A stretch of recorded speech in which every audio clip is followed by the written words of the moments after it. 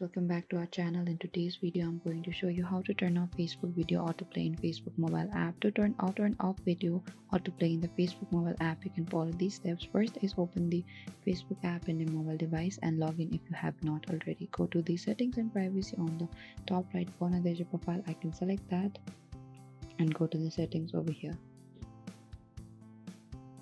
What you have to do is scroll a bit down under the preferences. We could see the media. Select the media. Under the media and contacts section, you'll find the videos and photos, and also the never autoplay videos. We could see, select the never autoplay videos, and this is it. In the autoplay section, you can choose never autoplay videos to turn off video autoplay completely. You can also choose on Wi-Fi connections only if you want videos to autoplay when you're connected to Wi-Fi. And after selecting your preferred setting as, tap on the save or save changes button. Simply go back, and this is it. Tap on the back arrow. And after following these steps, video in your Facebook feed should no longer autoplay, or they will only autoplay when you're connected to Wi-Fi depending on the option you have selected.